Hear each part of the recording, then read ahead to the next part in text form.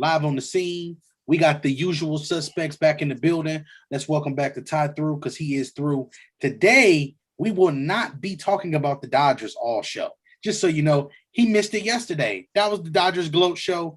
Guess what? Now you're going to get the whole show. Let's go. We had to get it out the way while he wasn't here. So You're right. Yeah, because, hey, that's what you do. That's what you got to do. You just got to get it out the way, That's the street sweeper, clean up. With that being said, Category 5, Trav in the building. Of course, Jorge, the guru himself.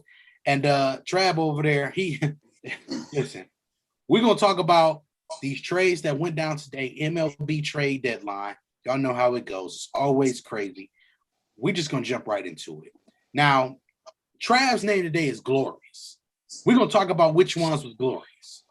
And, will they be victorious? It's going to be when it comes down to at the end of the day from some of these glorious and non so glorious trades. So, Jorge, my guy, let's start at the top. Let's run through these trades one by one real quick from an MLB deadline. And then after that, we will go from there. All right, so I'm going to go start off the first one, and then we're going to go around the horn. So the Padres, they acquired Daniel Hudson from the Nationals for Mason Thompson and shortstop Jordy Barley. This is a pretty good pickup for the Padres. Hudson has been a really good reliever and was a really big piece for the Nationals when they won the World Series. So this is pretty big pickup for them. I'm going to pass it over to Storms. What do you say, man? I love it for the Padres, man. This is a very good trade. It kind of addresses their biggest issue in sort of a roundabout way, which I feel their biggest issue is not getting depth or not getting enough innings out of their starters. But this is a guy that can certainly help in that respect as far as picking up the slack after they come out of the game. But definitely a good trade for the Padres. But we'll get into what I think about the rest of their moves later. But Ty, what do you think? You gotta like it. With the Padres, when you're looking for to add to your team, whether it be a veteran or just good young talent, it can't hurt. It can only help. So I think it's a good move in this aspect for what they need to do. And in the tough NL West, when you're looking at your counterparts, your partners making moves, you got to do something. So better to be reactive than and not do anything at all. So hats off to the Padres organization for keeping an eye on what other moves are being made and not getting lost in the shuffle. So 3 things. And I'm gonna make it real simple. After your starters, you have super relievers, and closers. Super relievers, guys that are normally coming from starting pitching roles, guys that can eat up a couple of innings. Those are guys that you need coming out of your bullpen. The problem with the Padres is we're not getting consistent guys as our starting pitchers. And 5 innings is not enough. We need at least 6 to 7 innings out of our starters. And then this guy will be perfect because a 7th, 8th inning stretch for him is perfect. In this situation, you may wear him out. I'm going to be real. I'm a little concerned about that moving forward. I don't trust their starting rotation. I still don't. 5 runs or more. I don't care about this pickup. You still did nothing, in my opinion. You added an arm, cool. But let's see what happens. Let's see if we can figure out what everything as we get healthy. Trav, anything you'd like to add, and then we can go back to Jorge.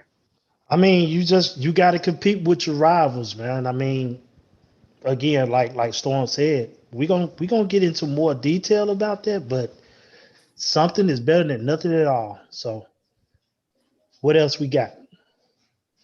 So the next pick, or the next trade we're going to go with is kind of a swap in AAA and lower catcher. The Phillies acquired left-handed pitcher Braden Ogle from the Pirates for catcher Abraham Gutierrez. So Ogle is in the AAA, and he has a 3.13 ERA. And Gutierrez is lower A catcher. So none have made their debut. So we can kind of skip over that because they're not in the league, and they're to be in the future. Good, because you I'll go- come to me, I don't have nothing for. So Hold up though. I think Ogle will be good in the majors. I mean, 24, but in AAA, because he's AAA, where he has like Mhm. a 3.13 ERA. Yeah, yeah, and a good, strikeout to walk ratio. So I mean, we'll see how it translates to the majors.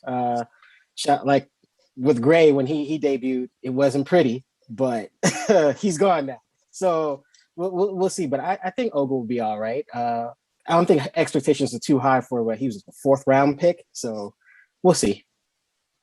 Reliever. Let's make it simple. How many pitches does he have? Can we get back to the basics of pitching? Can we please dumb it down for all the people in the back?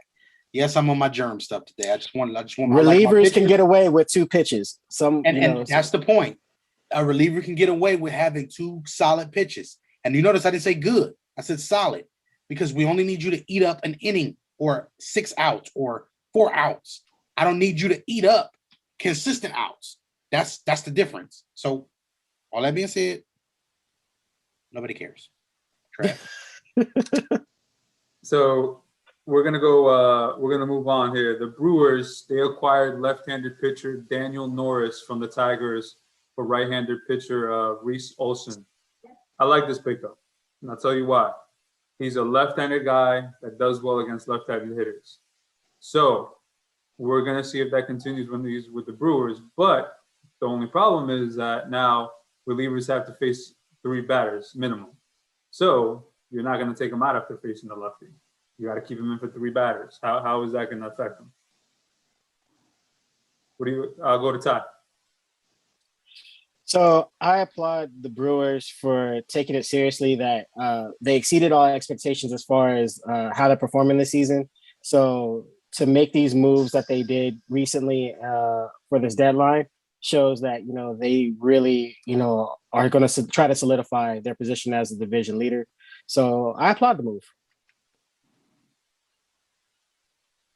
Yeah, you got a team that with another deal that we'll talk about later. In conjunction with this one, I mean, this is now a complete team. We talked about this a little bit last night. In order to really come off as a complete team, I feel like they need to move Yelich down in the lineup until he figures things out with the bat. But in order for his inconsistencies not to really hurt the offense too much. But adding, I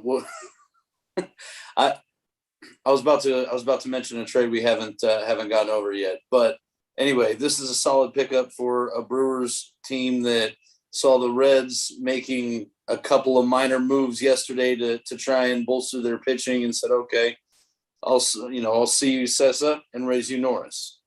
So good deal for the Brewers. Why this is interesting, Jorge, I'm glad you brought that up because 3 outs now is a mandatory thing. So now we're taking away, what are we taking away in this situation?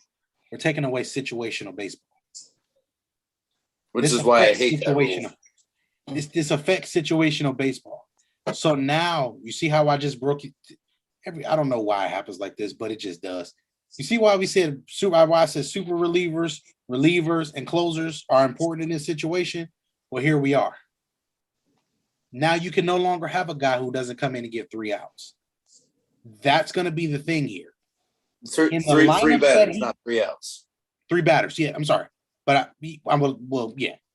3 batters. In this situation, predominantly the Dodgers, the Mets, the Padres, and the Giants have balanced lineups. So does this help you? Or does this just pretty much put you back to square one all over again? That doesn't mean you're a bad team. It just means we have questions-ish. Hey, there's nothing wrong with a lateral move if it fills a hole. I'm not mad at the lateral move. I'm just saying this is that time and this is that year that is wide open. Yeah, solidify the division. That's their concern. When you have a 2-team race, pretty much now it's going to be a 2-team race, unless the Cardinals come out of nowhere, which they can do. This is going to be a 2-team race. So if you're the Brewers, you're looking at the Reds. Okay, what are you going to do? And this is what I'm going to do. And it's a division thing right now. I don't think they're focusing on the whole plethora of the postseason game, but we'll see. Who knows? Real quick, just want to ask this question. One game, winner take all, Brewers or Mets? Brewers. Oof. Well, timeout. Is DeGrom available? Yeah. Disclaimer. Yes. Yes. Oh, I can't answer that without seeing the new look Mets for a week. I already know Trav's answer. Blake's no. But I just want to ask. I just to- want to ask if they make it. I mean, Here we go. that's the thing. If I have to pick one right now, I'm still saying Brewers. Yep, I stumped the panel. This is what we do. You know which way I'm going. So don't even ask me. Yeah, no. TBD. Jorge's answer doesn't even count. TBD. Type 3 says TBD. Let me get some boneless wings. Yes, they do exist in my system, and I'll get back to you. So you want to go get some chicken nuggets to make a grown-up decision? Never mind. Wise Go ahead, guys. Jorge. All right, so we're gonna touch on a former top 100 prospect according to MLB Pipeline and Michael Chavis getting traded from the Red Sox to the Pirates for left-handed Austin Davis. This is one of those moves that maybe the change of scenery for the player can make him be better and good and not in a big market like Boston and now playing for the Pirates. It can probably help him. And I actually like the move for the Pirates. I mean, hell, what the hell do the Pirates have to lose by getting them? Nothing. I'll say this and just end it. Again, a change of scenery is probably what this is about. I agree with you on that. It does to me, man. It is what it is, man. We know the Pirates are purgatory, bro. They're just. Well, this move here is kind of legally swinging back. It was presented. We got nothing to lose, pulling the trigger. So why not? Kind of deal. Pretty much. I don't even know why we're really talking about this trade. I mean, Boston did give Chavis a chance. They gave him 2 seasons, and it wasn't pretty. And Boston is Boston. And maybe there's too many bright lights, but it's not like they asked way too much of him. They worked with him, so now we get to find out if he's going to be the next Andrew McCutchen, maybe. Not really, but Question: did you say? Oh, my bad, Ty. Go ahead. I thought you were done. Oh no, I'm good. Like I said, All right. I wish him the best though. So that's all I can say. Did you say cash changed hands, or it was just player for player? This was player for player. The Padres sent back left-handed pitcher Austin Davis, who's 28 years old and lifetime 5.65 ERA and only 65 appearances. So basically what I said in the beginning, it was just change of scenery for Chavis. That's all it was. Okay. So, yeah, no cash. I stand on what I said. This is just kind of a why not deal. So I'm going to go to another trade that the Brewers made. They acquired right-handed pitcher John Curtis from the Marlins for catcher Peyton Henry. So Curtis is a 28-year-old who is not going to become a free agent until 2025, and he's an effective right-hander that they can use, which is another good pickup for the Brewers out of the pen. Let's see if he helps them, I got nothing. All right. Anybody else on the panel? Not really. Right. Ditto. Get to the good stuff for it. Get to the good stuff. All right. Next. I'm gonna hit on one of Trav. We got the Braves. They acquired Eddie Rosario for cash from the Indians, and the player going back to the Indians is Pablo Sandoval. So we already know who Eddie Rosario is, and we already know what Pablo Sandoval's probably not really going to contribute to the Indians, to be honest. I mean, Eddie Rosario is just, you know, a utility infielder at this point and can play basically all the positions in the infield. So that's actually a pretty solid pickup for Atlanta as far as depth goes. Yeah, the whole idea behind this for the Indians is really freeing up playing time for some of the younger guys. They want to get a chance to cut their teeth in the majors and reworking a little bit of salary cap is really all it is. From what I've been hearing, Sandoval probably won't even play for the Indians. Yeah, and sorry, it's not the Indians, the Guardians. Sorry. Yes. Yes. We gotta Get it. It's not get till used to that. next season, right? That's The not Cleveland so officially baseball next team. Yeah. All right, I'm going to hit on another trade that the Braves did, and actually it was in the same division. They acquired Adam Duvall from the Marlins, for catcher Alex Jackson. You know, this is one of 3 trades, and we'll touch on the third one soon, in which the Braves are trying to replace the bat of Acuna. Let's keep it simple. Let's keep it real. You know, they got Jock earlier in the trade deadline. They acquired Duvall, and we're going to touch on another trade in which they did later in the day to acquire another bat. So you guys got to add anything to this? I think it's a really good deal for them. He was great for them in 2019, and last year, him. I don't want to take away from the accomplishment of the Dodgers, but the way he was playing for the Braves, had he not been hurt, the Braves might have been in the World Series instead.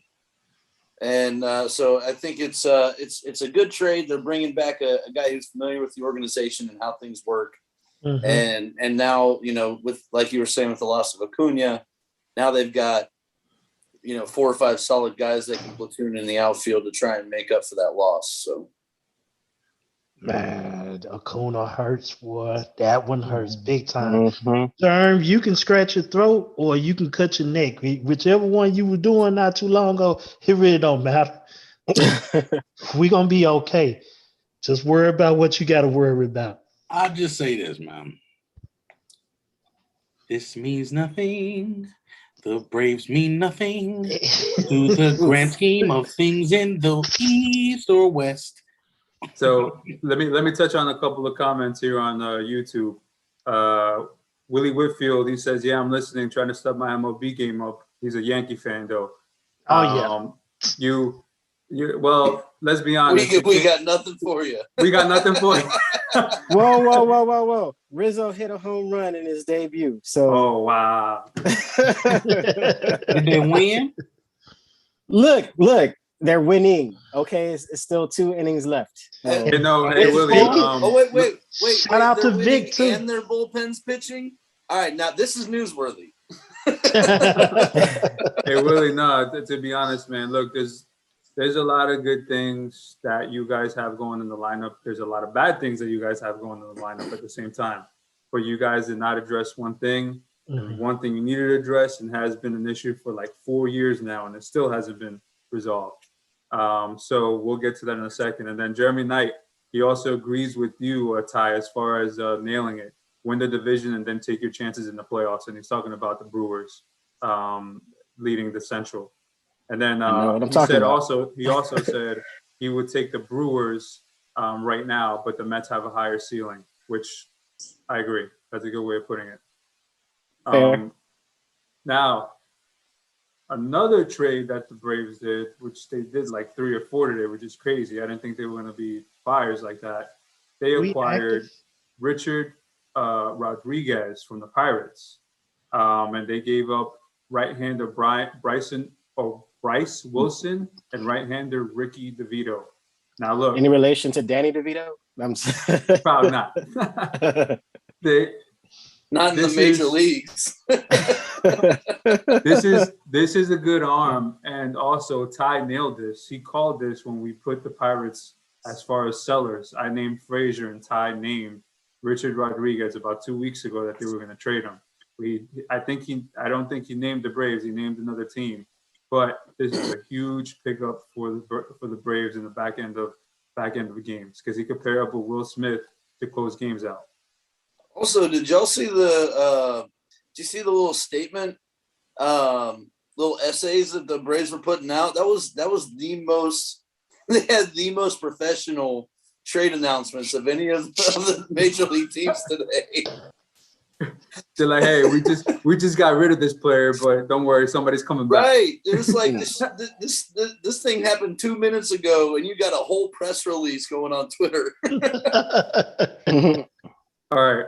Now, I told you guys that the Braves, we're gonna go to one more Braves and then we're gonna move on because I'm tired of saying this name.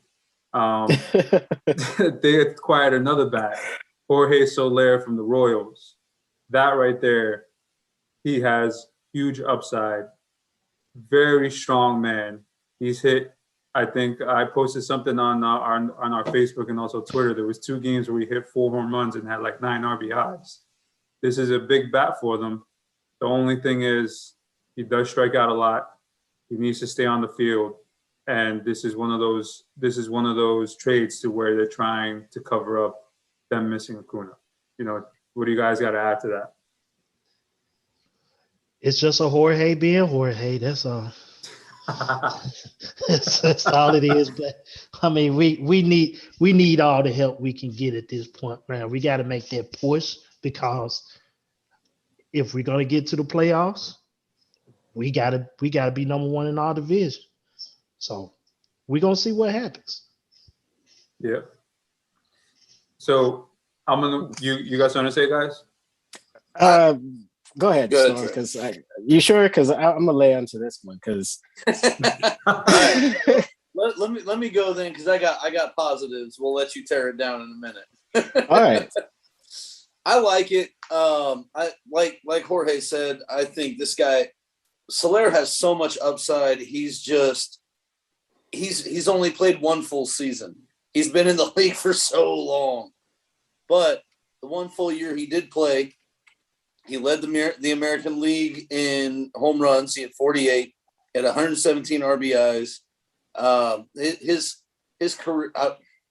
I see that look on your face, Ty. I know his career batting average is below 200, but the one time he played a full year, and again, one-offs happen. You can't count on getting the same production from a guy, especially after he's been injured for a few years since. But this isn't a guy that has to play every day with all the moves that they made. This is a guy that's going to platoon, and if you can even get, if you can even get 15 home runs and 60 RBIs out of the guy, I think it's a good trade and it's a win.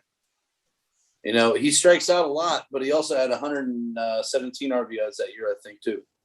So, but he's kind of like a lesser Joey Gallo. He strikes out a lot, hits a lot of home runs, doesn't hit for crazy average, and he doesn't have a Gold Glove. Not Galloway, but Gallo. Right, not Galloway. Right. Thanks. Okay. And Ty, before you go, you see this little unit right here? It's very powerful. Okay. Before you tear the whole thing down, Ty, I want to go on record as saying I would not be happy with this trade if I was expecting him to be in a full-time starting role. Yeah. Yeah, okay.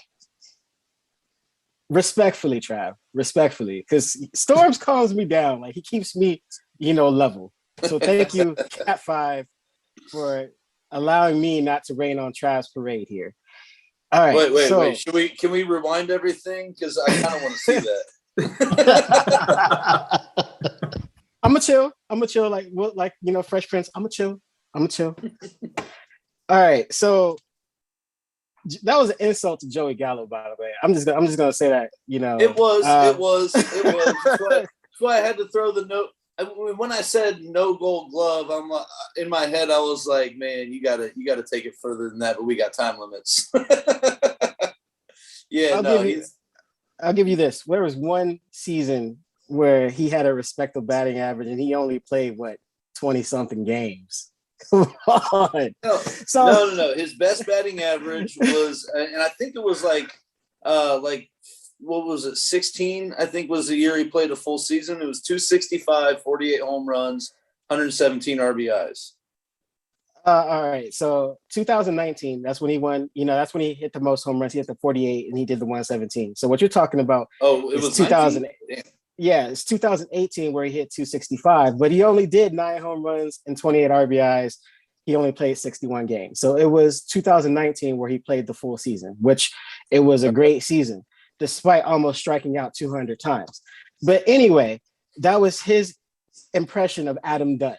He's the poor man's Adam Dunn. There it is. I said it.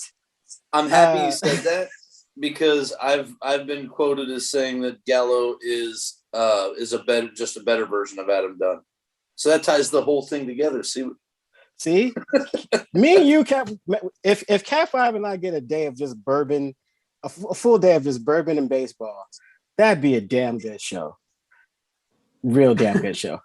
So Long as anyway, you don't bring chicken nuggets to it. I need that ejectocito button, from Too Fast, Too Furious. Like right now, just like press the damn button. That's a must. All right, guys, let's get to the next trade. Listen, so a day after the Yankees acquired 2 big bats in their lineup with Gallo, not Galloway. Thank you, Trav. And also Rizzo. They went ahead and acquired a pitcher, Andrew Haney from the Angels, and they sent back Jansen Junk and Elvis Peguero. Jansen Junk, that's an awesome name, by the way. And I'm gonna let Storms take it away from me because Storm said something that I like, which the Yankees gave up pitching, but now they're right back where they started.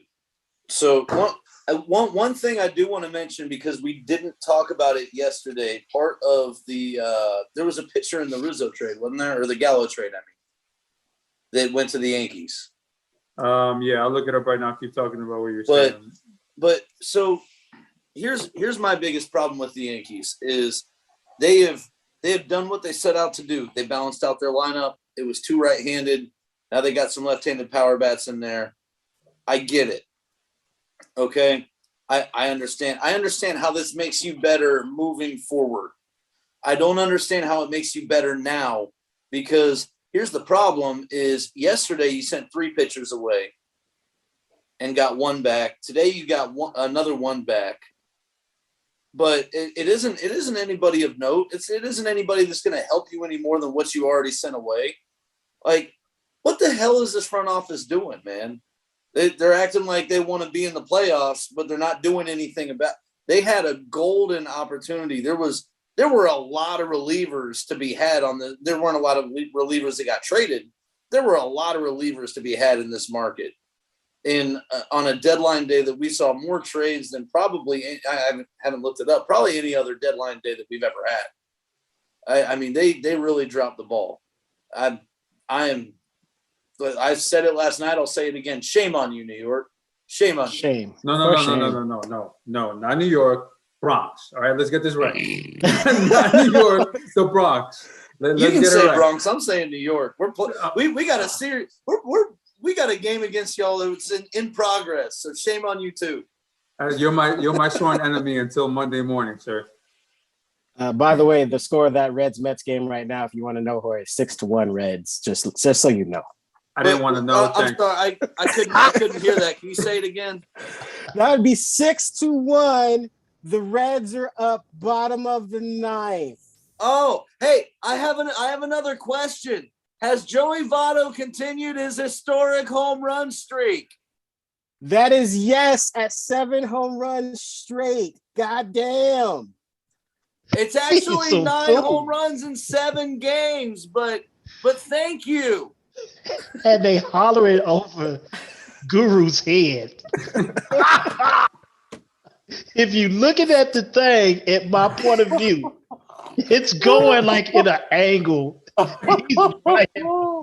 That's high quality television. You know what's gonna be even funnier? By the way, Jonathan India, the forthcoming Rookie of the Year, also hit a home run today. Yes, he did on the first pitch. That's great. It's fool said it's great. The end. Hey, how about the Reds make the playoffs this year? How about that? Oh, working on it. Oh, in progress. How about So- y'all play a full schedule this year? How about that? Oh, we're going to. Yeah, working on it, right? Working on it. All right. So, guys, I want to touch out about a team out west, but not the NL West. Let's talk about what the Athletics have done, what the A's have done. They acquired some depth today. They acquired catcher Yan Gomes and second baseman Josh Harrison for cash and also some other players. This is going to help the A's, man. Well, in a depth way.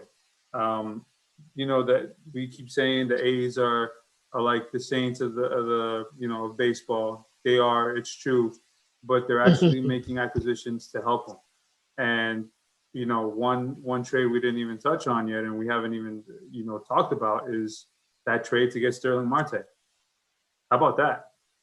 They picked him up and they let a regarded arm go in Lazaro, which they thought was going to be one of their top 2 or 3 pitchers.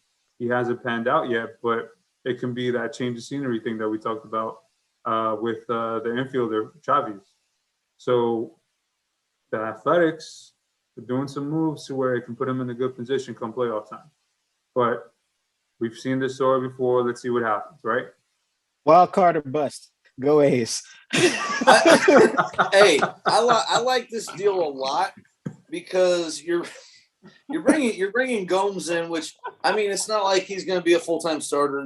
They're probably going to platoon catcher now, but you're bringing in a guy who's won a World Series. Yeah. And you've got a really young team, so you're bringing in a mentor and some leadership from a guy who's been there and done it and knows what it takes. And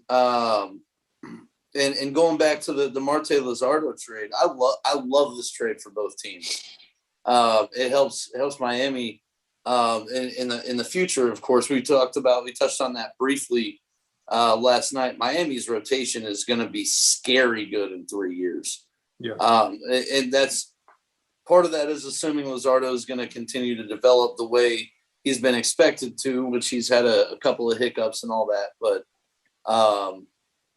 that, I think, in terms of what trade helped both teams the most, I think the Marte trade is the one. Definitely. Yeah, and right away. So now we're going to get to the best trades of the day.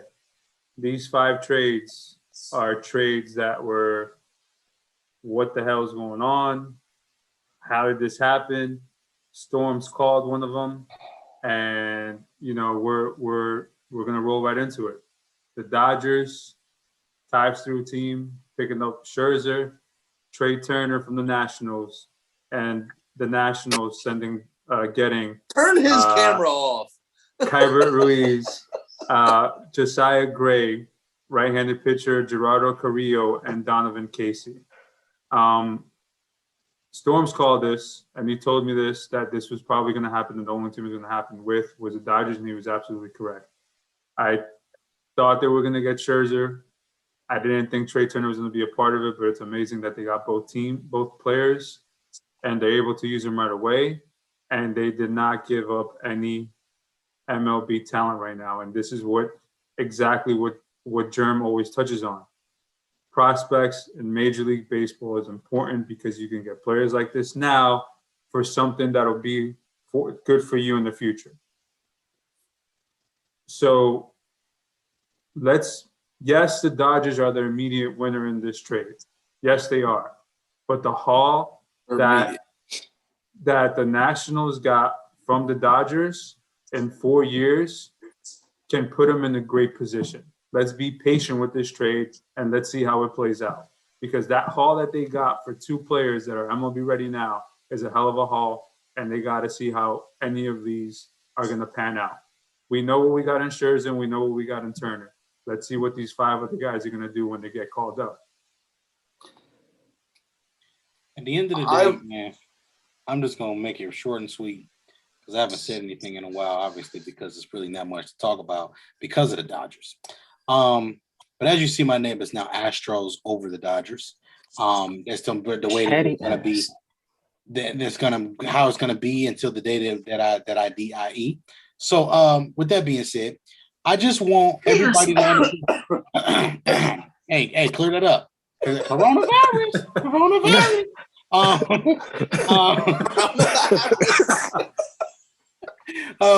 With that being said, damn it, Germ.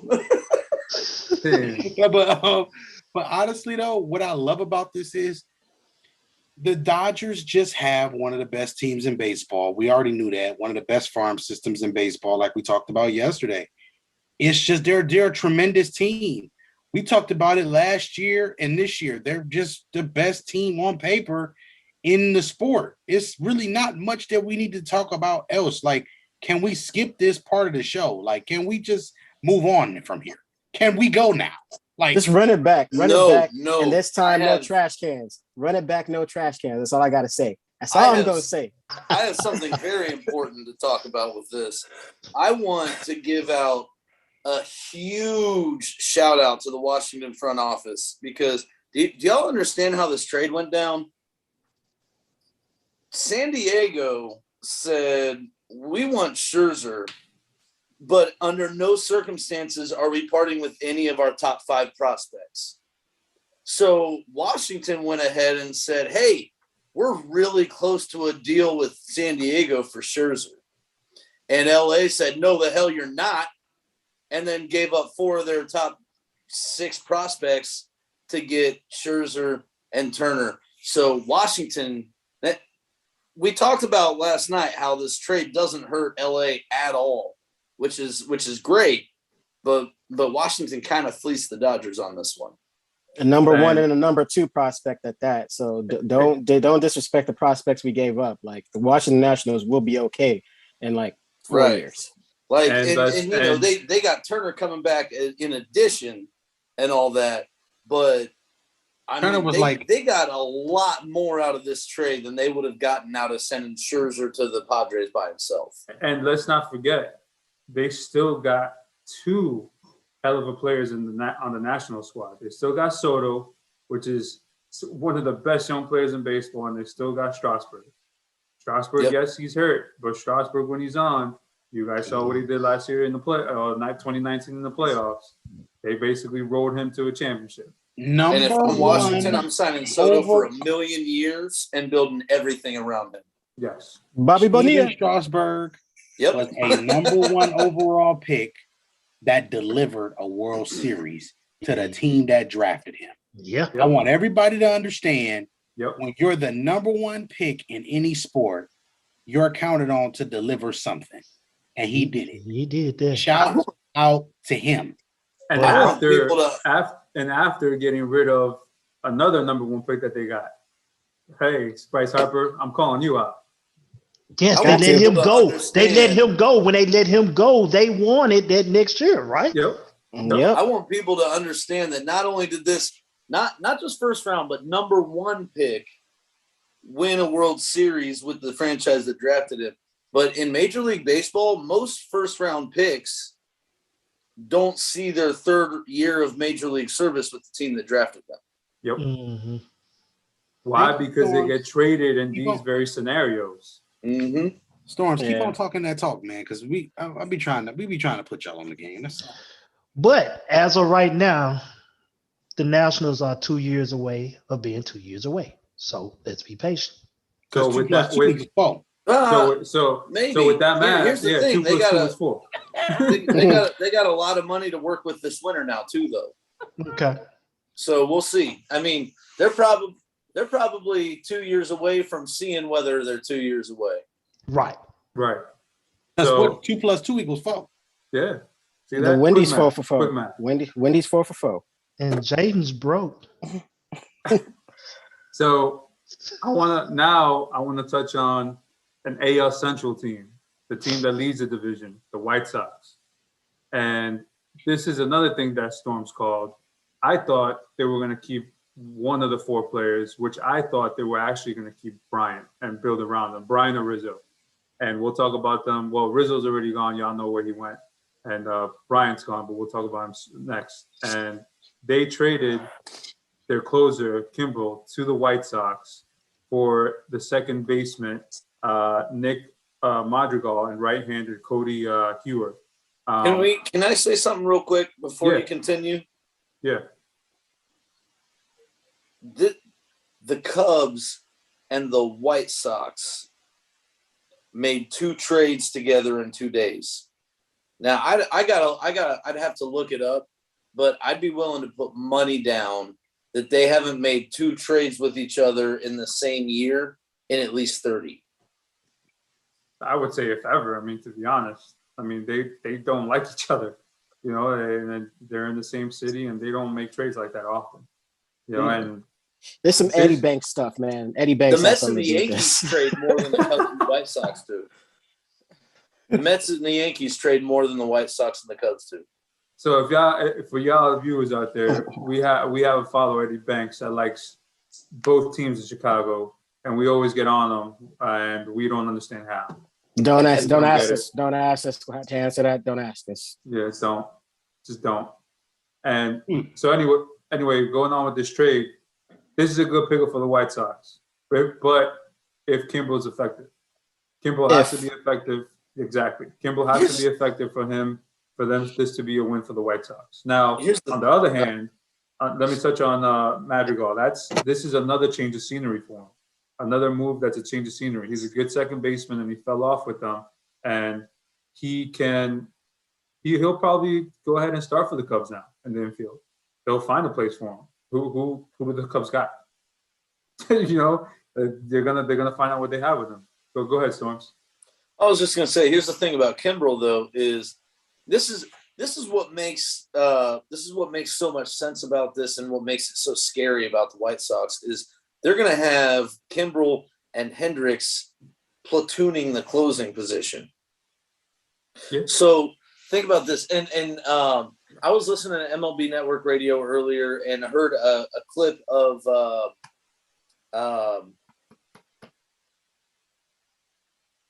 Tony La Russa talking about this, saying basically we had a 60-game season last year, so they went out and did this so that they've got less pressure on their bullpen. These guys aren't putting so many miles on their arms.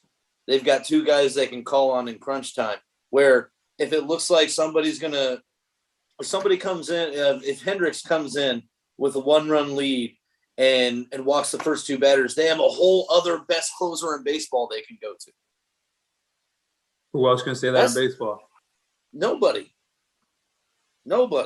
And that's what this is the kind of trade to me. The White Sox aren't exactly a team that I was going to trust in October.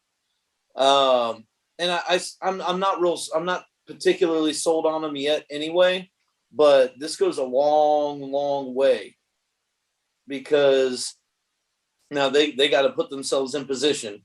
I understand that, but there's every single year there's a team that seems to go into the late innings with the lead every day and still loses the series. So this could be something that turns that around for Chicago. Yep. You got anything to add to that, Todd?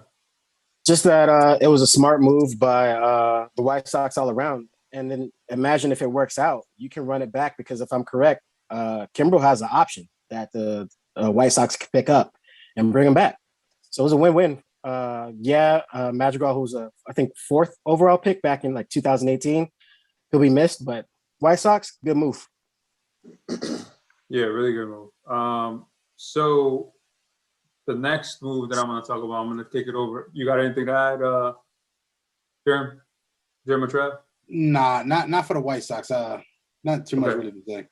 All right, so I'm going to kick it over to the AL East. The AL East is another team that made a really good pickup, and a pickup in the department in which they needed, and also their rival, the Yankees, needed. And they slipped the rug from right underneath the Yankees, and they got one of the best pitchers available in Jose Berrios. the juniors, which we call the Blue Jays because half of their team are juniors. The other way Jose, around. The Blue Jays, which we call the juniors. yeah, you know what I mean. That for us it's the juniors now. You see what I'm saying? So Juniors, man. they got Berrios from the Twins. They paid a hefty price because they gave up 2 top 100 prospects, which is their number 2 and number 4 prospect in Austin Martin and Simeon Woods Richardson. So Berrios is a rental at the moment. He's only there for 1 year, and well, he's eligible for arbitration and he'll be a free agent at 2023. Sorry, so he's there for 2 years, I'd say. Let me take this one. Yeah, go ahead. Let me take this one from here because I was excited about this one for the juniors because the juniors are just a couple of players and maybe whatever away from being a very, very dangerous team in the AL. I like what they have already on the team. I just think they're young. So you bring in some experience, bring in a guy who's proven. That'll help out a lot in this situation. You got a potential MVP candidate on the roster already. He may be. I mean, come on, man. This is not rocket science, man. Shouts out to the juniors for pulling in, making that move. I hope they make a run, and I hope wild card or bust. Go Juniors. So let me add a little bit to the Jose Berrios. This kid's only 27. He was meaning he's not even hit his prime yet. Exactly. Pitching prime. We talk about pitching prime is usually late 20s, early 30s. Generally. That's when, and don't you think that he just got a shot in the arm going from the Twins in last place to the Blue Jays that are in the midst of the race? Don't you think he's going to go out there and try to prove something? Having that lineup behind him, knowing that he can give up 3 runs and possibly still win the game. And he was also a first-round pick. He was 32nd overall in 2012. So he has some years under him. He's experienced, but he's still young. So this is a hell of a pickup for the Blue Jays. You want to know what's crazy about this trade is Steve. Y'all know who Steve Phillips is, right? Former GM. Yeah. He was saying today that he was talking to. He didn't say which team it was, but he was talking to somebody in a front office that was inquiring about Berrios, and he told him that they're not trading him. The asking price is outrageous. It's absolutely ridiculous. We're completely out. And then Minnesota got more than what that person said the asking price was at that point. And just like the Dodgers trade with Scherzer and Trae Turner with the Nationals, this is one of those teams, the Blue Jays, that can pull off this trade. And I'll tell you why. Because the Blue Jays' future is not in AAA. The Blue Jays' future is playing for the team right now. They're young. They don't need to have a farm system. They don't need that. So they were able to give up those prospects knowing that they have somebody that's going to help them now. Their team is a farm system. Exactly. Pretty much. No, their team is never mind. See, I was about to say. Are they? Am I off on this, or are they the youngest team in the AL? I don't know about that. Don't quote me on that, but I'm willing to bet on that. But don't quote me. So who else is it that's young? I think only the White Sox are really White Sox being that young. White Sox, Twins, Mariners are all pretty young. yeah. So I'll look it up in a second. I want to move on to the next trade. I'll let you guys talk about it. The Mets made a big move splash today, which honestly I was kind of expecting for them to pick up another player on the Cubs, but they winded up getting Javi Baez along with the pitcher Trevor Williams for cash, and they gave up their number 3 prospect, or no, not number 3. I think it's number 5 prospect in AAA. His name is, he goes by PCA, but it's Pete Crow Armstrong, which is an outfielder. Now, this is a big pickup for them because they need a shortstop right now because Lindor is hurt. When Lindor comes back, they're saying they're going to play him at second, which I honestly think they may play him at third because we have a bona fide second baseman with McNeil, who is just a hitting machine. And if Baez is at third, that fortifies the right side of the infield. So we'll see. I mean, left side of the infield, excuse me. So we'll see.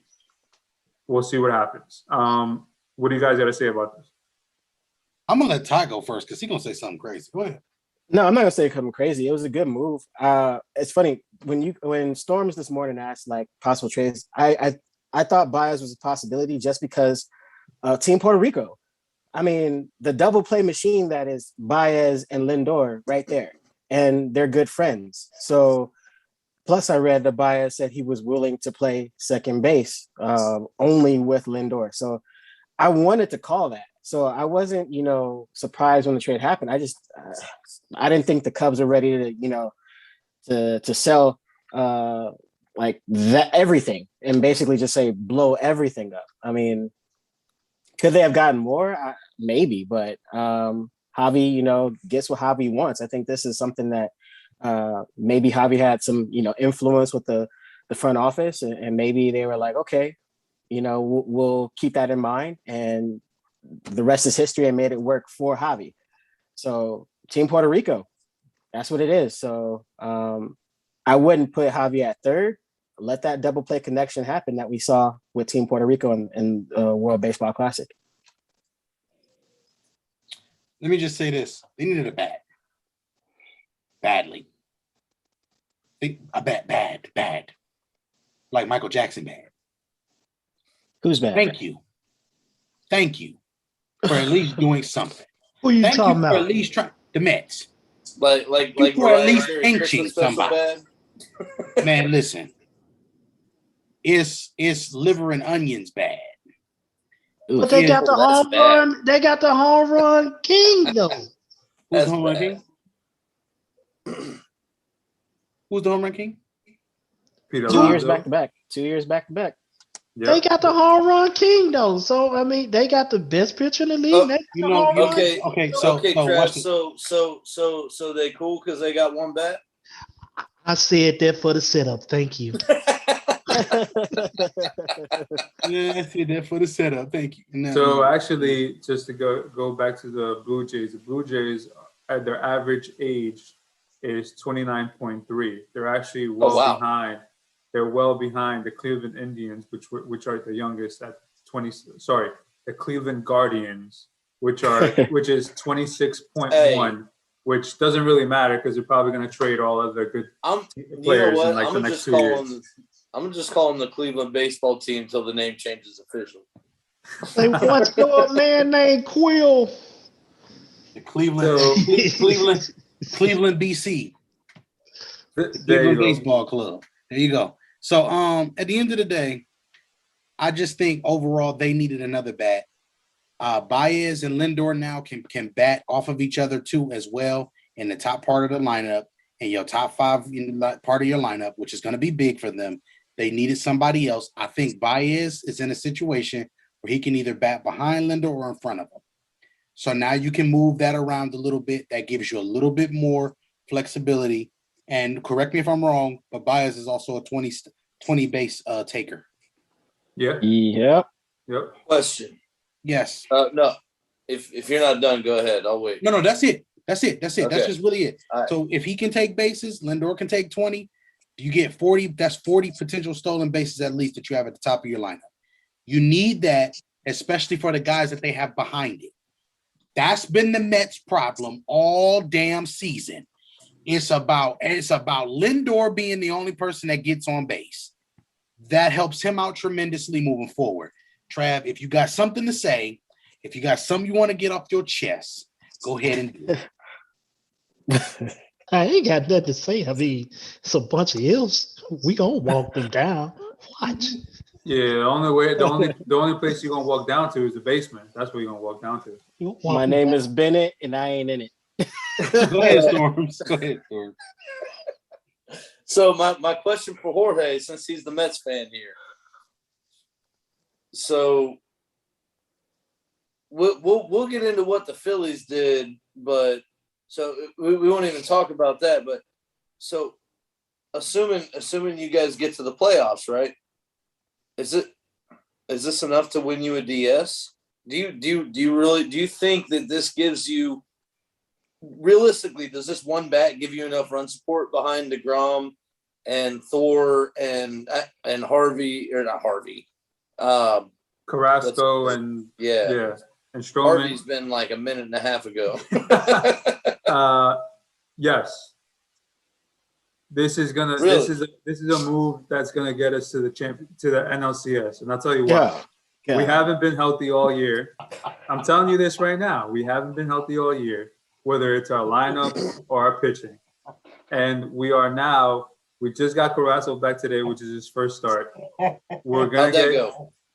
That's fine. I mean, it's one start. And we're going to get back to Grom. And they're saying about 3 weeks as they put him on the shelf again.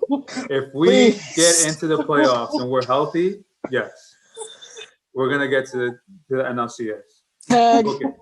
Tag. Yep. Tag. Y'all Now, respectfully, you're a division leader. Respectfully. Phillies are 3.5 games. Braves are 4 games behind you. Respectfully, Jorge. I love you like a brother. You mean to tell me, however, the Texas Rangers, who have scored more runs than you as a team by like 2 runs, you mean to tell me the Texas Rangers, who can put more runs on the board than you, wait, and you're ready? Did you not listen to what I said? I said our batters have not been healthy, and I'm gonna go from the outfield all the way to the infield. We had right field on IR, center field on IR, the backup center field on IR, the third base on IR, the backup third baseman on IR, the shortstop on IR, the second baseman on IL. The only positions that we have not had on IL is the catcher, first baseman, and left field. The only positions. Can I ask you a question? All of our God starters help the Can Mets. I ask you a question? God How the help the hell are you Mets. going to win a series with nobody healthy? That's what I'm saying. And when we get healthy, because everybody's coming back. Everybody's back, but Lindor in the lineup right now. When? It's been 4 months and you haven't had everybody healthy once. And we're still in first place. Thank you. You're making my point. No, That's no, because I'm not. Thank No, you. your point is that you're going to win a series, not get to the playoffs. We're gonna win the series. Minute Maid. Hey man, even the ugly ones gotta have confidence in themselves too. So. Concentrate.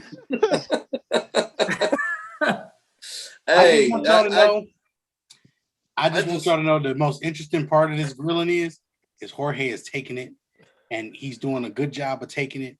But I just want y'all to know the fact that everybody was looking at Jorge like that. Y'all gonna get off my dude like that. It's okay. Play the hell with the Mets. Hey man, Hey Trav, you're gonna be mad when you're watching us in the NLCS, bro. No, I'm not right because y'all gonna get in this little game and lose by 15 and y'all be at home. No? at the end of the day, I can't say much because I still think the Reds are going to make the playoffs. And I mean, give me like 2 weeks before you ask me about that again. Bro, say it with your chest. Say it with your chest. I'll be honest. You know what? I'll be all the way honest. Like, it hurts me. It hurts my heart to say this, but you've been more of a believer than I have this year. Yes, I have. Can I add one more thing? What? There are only 3 teams that have less than 400 runs scored. 3. That is the Pittsburgh Pirates, that is the Texas Rangers, and that is the New York Mets. The fact that the Mets are doing what they're doing in the worst division in baseball. Yeah, no, actually, I'm glad you brought that up because something we talked about last night was that all offense and no anything else can get you to the playoffs, but it very, very, very rarely gets you to, let alone wins the World Series. Mm-hmm. I don't see it, Jorge, man. You can't win a series if you can't hit the ball. God help the Mets. We can win a series when you shut them out. Yeah, Get we DeGrom did back very in the well top. last year. We have Get we're DeGrom gonna back have in the top. three healthy Hey, pitchers. the only way you're winning a series is if you did it exactly the way the Braves beat the Reds last year. Exactly. Thank you. All right, You just made my point again. Good luck counting on not giving up more than one run in any game. Look, DeGrom. We got DeGrom. We got Cookie Carrasco that goes 7-8 innings, and we got Stroman. No, you got DeGrom. No, you got DeGrom, Alonso, and Lindor, DeGrom. and Baez. If you give up 3 runs, you're screwed. Who is your starting lineup? DeGrom. That's it. That's the only thing they got. People do not understand this, man. Dude, he pitches every freaking day. Like, You swear he's You Bugs can- Bunny. dude, he get a shot in his arm or something. Hey, let me ask you a question. If you got the Mets starting lineup and you got the Brewers, all right, and so the DS is still 5 games, right? I'm having a. Yeah. All right, so in 45 innings, which offense do you like better? Again, it all comes down to who's pitching. You're taking so long because you're thinking of a way you can say the Mets, but it's not going to happen. It's gonna happen. It's gonna happen. I swear to No. God, we're gonna delete this show because if what Jorge says happens, I am not going on that show. Oh yeah, you will. Oh yeah, you will. DeGrom. All right. DeGrom. All right. Give me an honest answer. Do you really think the Mets can beat the Padres or the Brewers in 5 games? So they've already taken the series from the Padres this year. I think they went 4-2 this year against the Padres. Okay. Oh, that was in what? Can May? I? Okay. Give me a break. Okay. Wait, Jorge. No. Jorge's not asking the questions. Storms, ask me the questions. Ask me the question. Jorge, All right. He's my lawyer. All right. Hey, Germ, I have a question for you, bro. Yes, my good Germ man. cock- Germ cock- Who's got a better offense, the Brewers or the Mets? I'm gonna be honest. I think the Brewers have better consistency. The Mets need their names to play. Okay, now I got another question. Mhm. No, man, you Mets- ain't finna get away with that answer. Answer that Mets- man question. I The did. Brewers or the Mets? We No, having a trial and that's why I shit. know. Because listen, no, wait. Well, hey, wait. What I just said was Order the in the court. Brewers have better consistency throughout their lineup. The Mets need their. He didn't names ask. to He didn't play. ask you all that political talk. Answer the question. I answered the Brewers, question. the Brewers All or the right, Mets? no, hold up. So the answer is the Brewers. So next question is We don't- He didn't hold on, want to hold on, say hold it on. though. He didn't want to say it. Hey, so we all know that when healthy, the Mets, when everybody is healthy, have the best rotation. Can you count on that in October? Count on that for what? Can you count on the Mets having a fully healthy rotation in October? No. Steroids. Okay, No. and therefore I'm gonna tell you why we can't. Because here's the problem with the Mets. There are 2 problems that I have with the Mets, right? Over anything in baseball, I have 2 problems. Number 1, after your ace pitcher, do you trust number 2 and do you trust number 3? I don't trust Rich Hill 4 or ain't getting 3. you there. Rich I'm Hill gonna ain't be getting honest you with there. you. And even with us saying that we may trust number 2 or number 3, okay. If DeGrom wins 3 games in a 7-game series, if he wins those games, you're then going to he's trust them other 2 unavailable for people. the next 3 months. And see, and that's the problem in general here with this situation. The Mets don't have enough arms to suffice for DeGrom not being healthy, or they don't have enough arms for DeGrom to have to pitch 3 times in a series. Well, and not only that, here's my thing is the Brewers have a better offense. The Mets rotation can't stay healthy. and the Brewers rotation still had 3 All-Stars. So what exactly where do the Mets win this? You know where the Mets win? I'm gonna tell you. So playoffs. here's the thing. In Jorge's head. Yes. playoffs. In No, Jorge's no, no, head. no, In Jorge's no. head. No, no, no. That's where they win it at. In a one-game scenario, because that's what it The looks like. one-game scenario is a toss-up. That's the thing that you're banking on at this stage is a one-game scenario. But I asked think, him if they were going to win the DS. Okay, because I'm gonna tell you this now. Okay, so that wouldn't be far from BS if we're in a situation where we can honestly say that they're going to be healthy with the pitching staff. The pitching staff, okay? Exactly. Now, there are 2 teams in the NL that they can beat. The Padres and the Brewers. They can beat them in a series. Does some things have to happen? Absolutely. If the pitchers are healthy. Now, like I said, some things have to happen. I just said it. I'm going to be fair. I don't think they can beat the Giants, and I damn sure don't think they can beat who. See, Period. here's the thing, though, Period. is those ifs wouldn't even be a fifth. Those ifs would be a keg. Those are some big-ass ifs. Hey man, let me read some comments. Let me read a couple of it's an aviation. Let me read some comments from your That's some good favorite gin, by the way. from your favorite person. The guy calls in worldwide list, my guy, everybody guy. He said, I love Here Storms. we go. I love Storm's energy. Not bad for a Reds fan. Yeah, talk that White Sox talk. And then he said, I retract my statements about Storm's energy tonight. He is retrograde. Wow. Yeah. Thank you, worldwide. Thank you, worldwide. Oh, That's the worldwide word of the day. Retrograde. retrograde. So with that being said, y'all, I'm being honest and I'm being fair to the Mets, who they can beat and who they can't beat. I think the Giants are better everywhere. I just being honest. I think the Dodgers are better in life. It just is what it is. Now, when the Dodgers lose to the Astros in the World Series, God damn it, Jerm. The Giants also got the better Cub than the Mets. And that's what we're going to go into, because this is the Cub that I thought the Mets were going to pick up because they need a third baseman.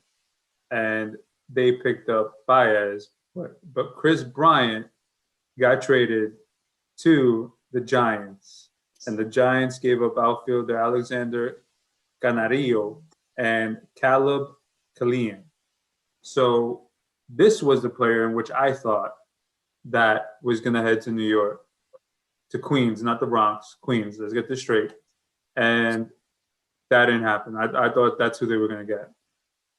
And also, just to let you guys know, these prospects are number 9 and 30th in the San Francisco pipeline. San Francisco, AAA or farm system, whatever you want to say.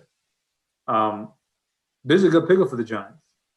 This is a team that's already good and leading the division when nobody thought they were going to be leading this division because everybody thought it was going to be a 2-team race.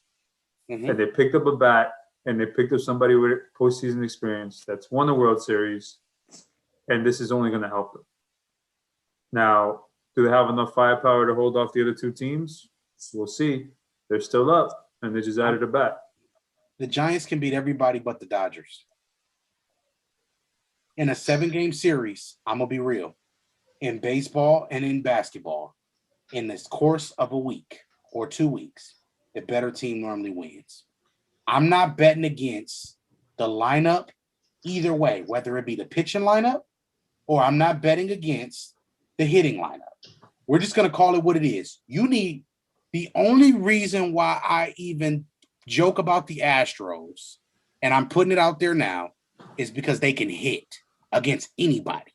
The Giants have kind of had the Dodgers number this year. I was just about to say that. I don't I didn't see them get touched. I didn't see the Dodgers get touched. No, you're not finna do that either. You can't say that when we sit here and say that we sit there and watch that. Beat the Rays every show. The Yankees aren't. Whoa, The Yankees We are not even one worth team talking having about. Another team's number all the time. You can't say we can't say that about another team. We can't, but we not. You know why we're not finna do that? You know why we're not finna do that? I'm gonna make it real simple. Because at the end of the day, in a 2-week series, and for all the marbles, you telling me right now that you're gonna take the Giants. That's what you're telling me. Dude, You're telling me right now today on the this playoffs, Uh-uh. the playoff is structured for the best team to win. That's why they have. I'm gonna get this one. I'm gonna get this one. I'm telling y'all to you, it's go on going record 'cause I wanna 7, pick and I don't Jake. know who I got. That's what I'm telling you. You said what you say? I said what I'm telling you is this going 7, and I don't know who I got. So, but this is the thing. Just like football, when the division plays itself, and let's say the Eagles play the Giants is a toss-up. Shout out to DJ Khaled. Shout out. This is the same thing in baseball because it's 2 division teams playing each other in the 7-game series. Mm-hmm. So while we're saying the Dodgers are better on paper, the Giants have played them really well. The Giants have beaten them. Yeah. The Giants have beaten them. I'm not going to say the playoffs are any playoff in any sport is structured for the best team to win. Trav. Yes, the playoffs is structured. Write this down. The playoffs is always structured for the best team. I just want y'all to win. know that the best moments on the scene happen when Germ gets really damn annoyed. No. Oh no. We're gonna address Some of this. the best for the moments world on to the see. scene happen. But as you just seen, the NBA championship, the best team lost. Record-wise, all that stuff. They was considered the best team. Even had reporters sit up there and say they playing basketball like they don't know how to play basketball. In this instance, I'm not gonna say the Dodgers are going to lose, but they can get touched, and they can get touched real proper. So here is where you can compare the Dodgers to the Mets. The Dodgers have a lot of question marks with their starting rotation. And what are they going to do to fix that when they get into the playoffs? Is Kershaw going to be healthy? Yeah, they just acquired somebody. But, okay, after Scherzer, who are they going to throw in there? Write it down, Jern. Here's the thing. I will say this: just like the Mets, you have a healthy rotation, and it's almost a wrap just from that. But the Giants have still had their number this year. Yeah. And Hold it. Sometimes baseball is weird, man. Sometimes that's just a thing. Sometimes that's just a thing. I want to hear Ty. I really want to Wait a minute, I hold my because I hand gotta the say red and this. the blue pill. Ty, 'Cause please go ahead. I'm getting ready to break this down in the form of the Matrix. Let's go. Look, can I say this though? The beginning of the season, the Dodgers swept the Giants. The Giants have not swept the Dodgers. Okay? But they beat them though. Beginning of the season. Don't worry about it. What's that season series at though? Don't worry about the damn season series, Storms. Yeah. Okay. Yeah. That's what someone who's losing the season series would say. Right now, as of now, there's still baseball to be played, but the Dodgers have still taken one. The Dodgers blanked the Giants in the beginning of the year. Okay, health is wealth. With the healthy Los Angeles Dodgers team, we'll be all right. Bring on the Astros. Bring on Germ Stros. I want my revenge. No trash cans. Give me 7 games. I'm done. All right. So Jim Morpheus is in the building. Jim Morpheus. So in my hand, I hold the red pill and the blue pill. So which one? You know what? I'm do we leaving want the reality, or do we want what's fantasy? Because I got a feeling that we want fantasy, but do we want reality? Well, Can you like put the pills together and then take it? No. You can't do that. That's no. We're not double fisted. Pause. So anyway, the point of all of this, what we're gonna do in this situation. Yes. I just put it all out there. With that being said, I want us to understand this one key thing about sports in general. Having a team's record in the regular season is not something that is always conducive in the playoffs, especially when there is a talent gap. There is a clear talent gap between these teams. Where is the talent gap? Which lineup would you rather have? Would you rather have the Dodgers lineup or would you rather have the Giants lineup? Right now? Can I ask you a question? Yes, Has the Dodgers core won 3 World Series? Has the Dodgers? No. The Giants core has. Yeah, they have. That's great. But I'm asking you this question. Do you want right today? I don't care what happened last year. Today, July 30th, 2020. I do not. 2021. Do you want the Dodgers lineup or the Giants? You know what? I'm going to answer it, and I'm going to go with it, and you can write it down, put it on your sticky, put it on your forehead, however you want to do it. I'm putting on a shirt. Put it on the shirt. I'm taking the Giants. Okay. So we got one person who drank too much Kool-Aid today. Yes, I have. Next? I still got some. And then you talking about the beginning, Ty, but did San Francisco just beat them 2-1 this series just not too long ago? And the last Sweep is a series. sweep. A sweep is a sweep, is all I'm saying. But again, you talking about series. I got They just beat 'em. Ty. That's a terrible one, Ty. You killing me. How am I defending your team better than you? Ty. I mean, You ain't doing a better job. no, I couldn't. No. First of all, hey, I could. just put it all out there. Do you want this lineup or this lineup? There is no way that you're going to tell me you want the Giants lineup over the Met, over the. Listen. I'm taking the Dodgers lineup over the Giants lineup, and I'm taking the Dodgers rotation over the Giants rotation. But the Giants are still beating them.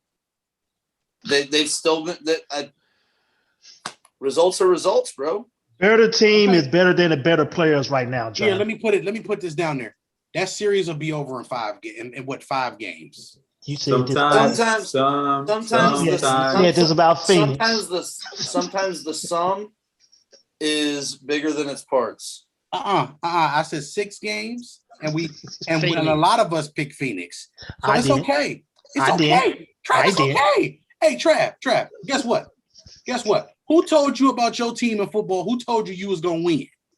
Me and the Views crew. Listen, I don't care about that. I don't even care. Yes. Okay. But I'm telling, but you're comparing. If James Evans Jr. don't go down, we talk about a different champion.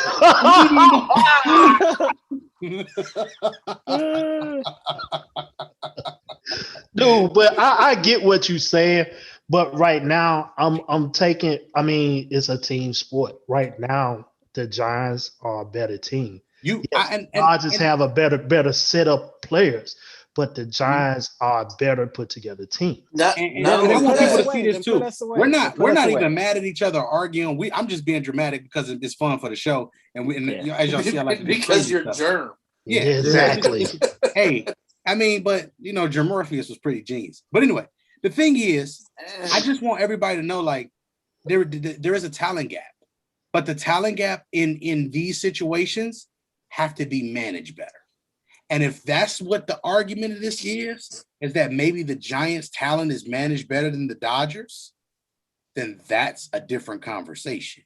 And that's the conversation I'm surprised nobody came with, because that's the only thing that there is no defense for. So let's be real when we're having this conversation too.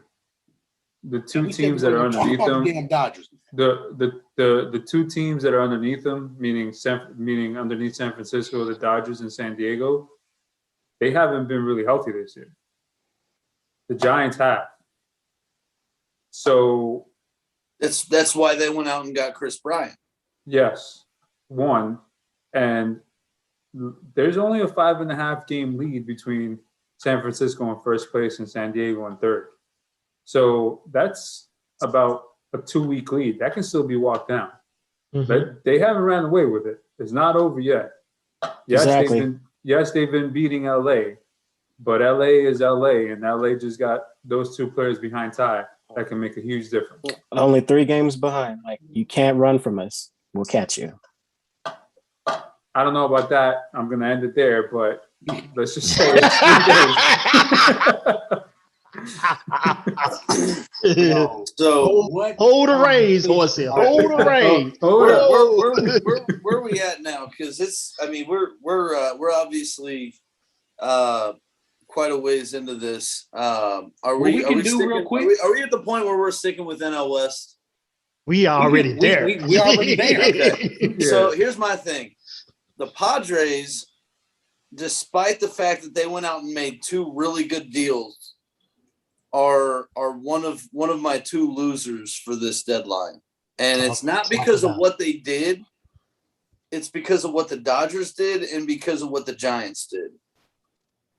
Because not only were they a big loser in as far as the Scherzer deal goes, but they were already behind the 8 ball in terms of those 2 teams, and both teams got better than they did. Yeah. And if you got a way to get an ace pitcher, They got more bet, yeah. if you got a way to get an ace pitcher, you do it. They Yeah. don't have one. They lost out on Scherzer, they lost out on Berrios, and they settled for Hudson. Watch this. Like- Storms, that's just those things alone, right? But here's my number one problem. What if I told y'all that Snell is a number 2?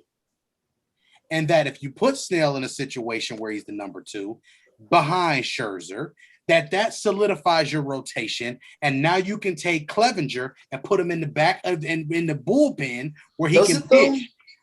Yes, The- yes. Because When that will your close number the 2 gap can't enough. get past the 5th inning, that solidifies your rotation. Yes, I'm gonna tell you why. Because now you have the Clevenger gem, where he can come in and eat innings. That is the key there. Because now we can push Clevenger to the bullpen, which he's been successful. See, you got to understand. Like I'm not even. What's happening is you're proving my point for me, because now you're taking a starter out of the rotation. They needed a starting pitcher. But but Clevenger's not a starter, bro. I'm sorry. He's not a starter. The first time he went to start, he was out after 3 starts. But we can't. Starting in Cleveland don't count, bro. And we can't I'm sorry.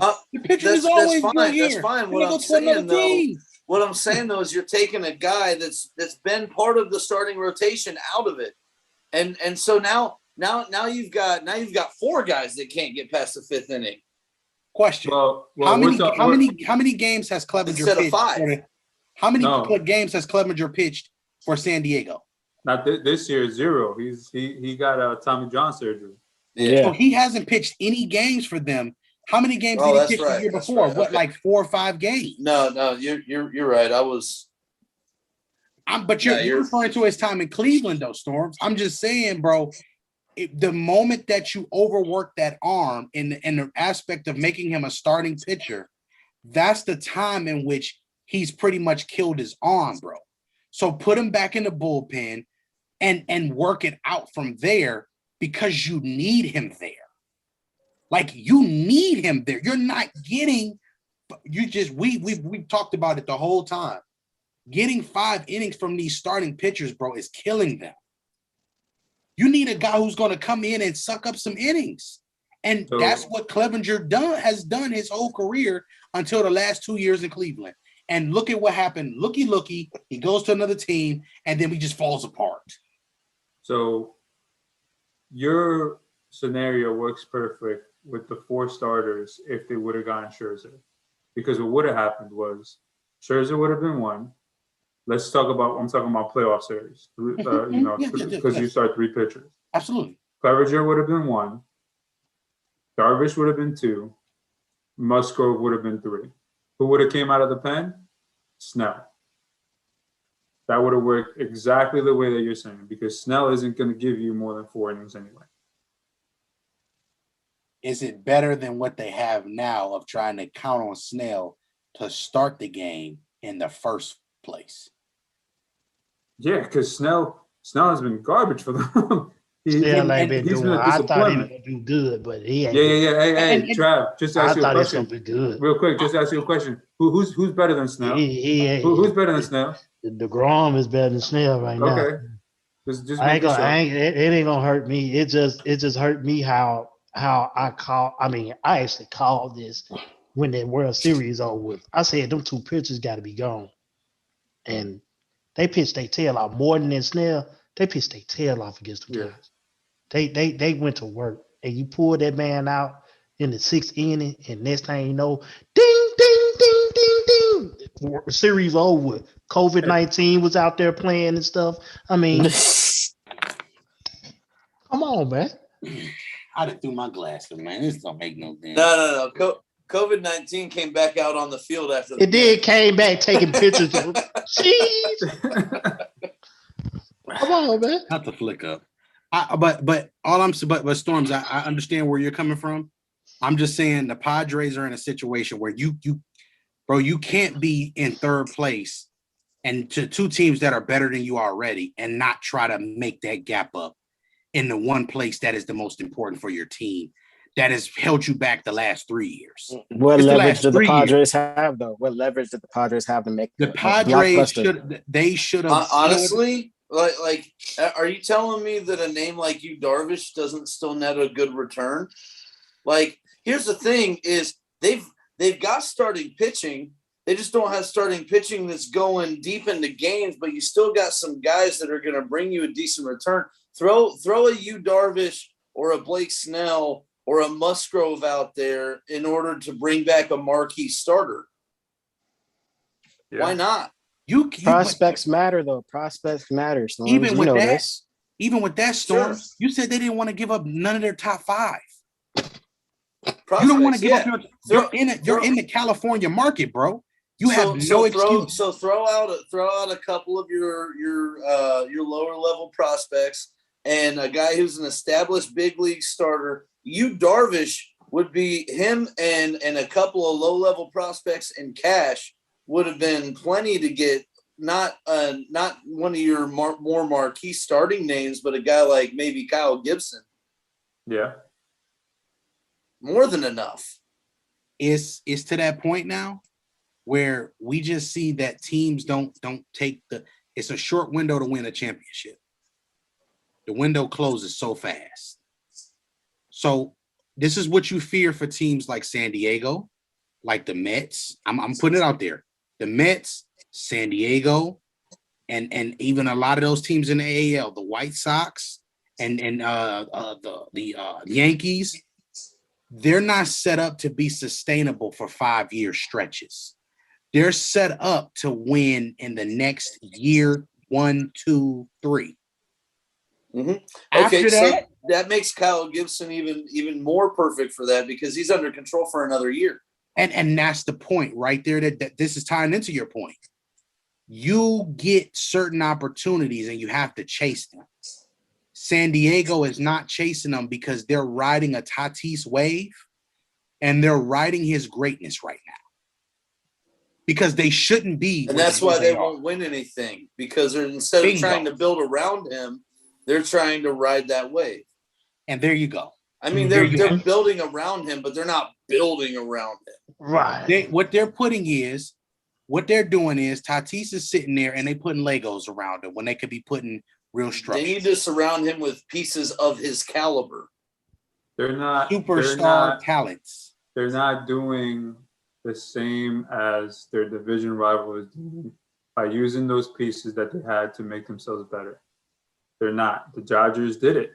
The Dodgers did exactly what we're talking about the Padres supposed to be doing by getting Scherzer and Trae Turner. That's what the Padres should have done. And if they legitimately want to take over that division, legitimately want to open up that window a little bit more, they should have gotten those two players. Now, would it have hurt them to give up one of the top 5 prospects? No. Let's be honest. Because they still have Tatis. They now have Frazier at second base. They have Manny Machado at third and at first base, and Cronenworth at first base. So they're a good team. More than enough more than enough right now. But just like the Dodgers, you have enough, but you went out and got more pieces to add to it. So it's not just, okay, we have Scherzer for 2 years. How about if Scherzer wants to keep playing? Or, okay, we have Turner for 3 years. How about if Turner, wants to sign with us? He signs an extension, and then we flip Turner for another piece that we'll need in 3 years. That's what the Dodgers are thinking. The Padres aren't thinking that way. Tatis should do like Aaron Rodgers and just get on a press conference and just bad. Too young. Too young. Big age difference there, Trav. Big age difference. But he's that guy right now. He's that guy. And people want to play with him. So let him be involved in the movement so you get guys to play with him. And this is how we're going to drive this point home before we wrap up the show. San Diego will never be as attractive of a location as the LA Dodgers. And the only reason why they are attractive is because Tatis is there right now. Correct. Let's make it straight. Let's get that point across. And that's why we say never, because Tatis is a once in a lifetime talent. That's not a player that just comes out of any farm system, bro. That's a once in a lifetime player. That man's a talent. Yeah, and this is nothing new. San Diego's always been this way. What's ever been a draw there but Tatis and Tony Gwynn? Yeah, I was just about to say that. So what we're seeing is we're wasting great players in their primes, and we're wasting great players. So if this is what you're doing, and you're just riding hot wave seasons and great players in certain situations, it shows why they don't win anything. But most importantly, it shows why they won't be winning anything. Like Storm says, shame on you. So with that being said, final thoughts before we wrap up. I'll just pose this question to the panel. I mean, pick your 5 teams for the NL playoff situation scenario, and if you want, you can go 1 through 5. I'll actually start with Ty. Oh, I get the glory. So 1 through 5. Oh man, that's a tough one. Of course, Dodgers. I think they'll. Wait, I think they'll ranked or seeded? You can do. Well, the ranking seating is kind of the same because 4 and 5 well, will not play necessarily, each not other. No, because in the National League, the 3 NL West teams are 1, 2, and 3. Well, you can. You know what? How about this? Just rank them. Just rank the teams. No, give me an order. Who are your 5 teams that's going to go in the NL and the AL? I just want the NL, not the AL, because I don't get the NL. Because we already know who's going with the AL. We don't need to talk about that. That's the sensitive subject for some people on the panel. But you're just not trying to hear us talk about the Astros. pretty much. I've talked about it enough. We already know they're going to the series. It is what it is. The rest of the league need to catch up in the AL. The AL just mayonnaise. Catch up. Go ahead, Ty. All right, so I'll say the Dodgers 1. While I want to say the Giants 2, that's not going to happen. That's not possible. But I think the Mets will walk away with their division. I think the Brewers could do it, but in the Central, I don't know. I mean, but Cincinnati's only 7 games behind. They could catch up, but Not even. yeah. So, but right now, I mean, I'm comfortable with Milwaukee taking the 3. Give me the Giants at 4 and the Reds possibly at 5. Oh, so you think the Padres are going to miss out?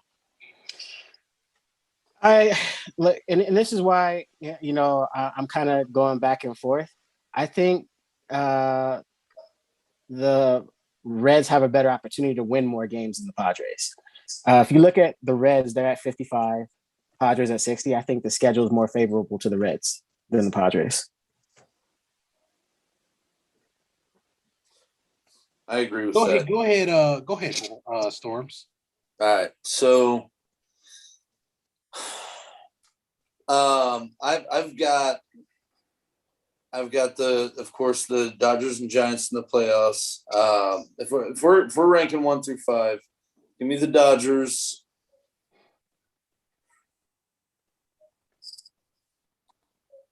Give me the Giants number 2 and the Brewers number 3. Like I said, if Counsell once Yelich comes back, if Counsell puts him lower in the lineup, then they've solved all of their problems. And if he figures out the bat, move him back up. But so give me the Brewers at 3. Mets 4, Reds 5. I gotta be a believer. Jorge? I agree with these guys. I think the Padres are going to miss out on the playoffs. I think the Reds, and I'm sticking to my guns because I said that they're going to get on a hot streak and they're going to come in and go into the playoffs. I think the Reds are going to make it in the wild card. And I actually think when the Mets get healthy, there's a chance that they can actually walk down Milwaukee. But that's a big if they get healthy. I'm not going to go there. So I think number 1 will probably wind up being, I got the Giants. I think the Giants are going to stick at number 1. Number 2, well, they can't be number 2 because it'll be a wild card, but I'll go number 2, Milwaukee, number 3, the Mets, and then the wild card game would be the Dodgers against Cincinnati. Trae? He's got Braves. DeGrom. No. I'm not putting them in order, but these are the 5 teams that I think that's going to be in the playoffs. It's going to be the top 3 in the NL West. It's going to be the Brewers, and the Braves going to sneak in. Now the Braves, Man, get your ass. the Braves and San Diego will play their sneak in spot, their playoff spot to play the number 1 team. So. Man. All right, so here's what I say before we close. The Giants finished the season as the best team in baseball. After that, the Brewers finish as the second best team. The Mets will win that division. And then the Dodgers will beat the Padres in that 1-game scenario. And why I say the Padres, I think the Padres are this is just one of those years where everything has a line for the Padres, and they've played well enough to ride the wave for the last 50 games. This is just sustaining at this stage for them. The Reds need to get hot. I think the Reds fall within like 2-3 games of it, and they make it interesting, though. I think the Padres lose, though, to the Dodgers in a 1-game scenario, and they lose badly. Oof. And then they're forced to make some changes, and then we get a classic series with the Dodgers and the Giants. Badly, and winner of that series. And I of course, y'all know I'm rolling with the Giants. Oh, excuse me, with the Dodgers, but the winner of that series is going to the World Series. I'm going that far. I'm cool with that, Jerm. I'm cool with that. And this is why I told you guys. Those are the 2 best teams in baseball right now.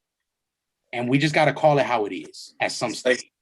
Like I got some things I want to say, but we're so over on time. So you know what we can do? Again, we can do a part 2 to this, fellas. That's not a problem. If we got some time this weekend. AL coming at you. So just know we got it. We got more time. I'm Germ. Can I get a second for a shout out? Go ahead. Shout out. I've got to shout out this man. Well, here it is right here. Number 19, Joey Votto. 9 home runs in 7 games. 7 consecutive games with a home run. He's, what would you say, Jorge, one game away from tying the major league record? Yep, with 8 straight. Yep. Yeah. And he's got the franchise record. Votto still bangs. Just remember that. Votto still bangs. I picked him as one of my still dangerous batter hitters in the league. I did that. You did. So, You did. We picked him. exactly. Y'all want a cookie? So with that being Yeah. said, Hey, hey, let me get one of those 5G Johns. Yeah. Ham's homemade. On that Shout out to note. Ham's homemade. On So that the note. Dish Scene Instagram, the Dish Scene on Twitter. Make sure you'll also join the Dish group on Facebook as well. Of course, y'all know about the scene, the_scene on Twitch, scene_the on Twitter, the.scene on Instagram. Of course, all capital letters, SCEEN on Facebook. Make sure you like the page. Of course, you guys know, keep your notifications on. Never know when we may go live or drop a new show. That being said, this is the Dish. Stay tuned. We will do a part 2 of this. We're going to discuss some more things. With that being said, man, we out. Peace.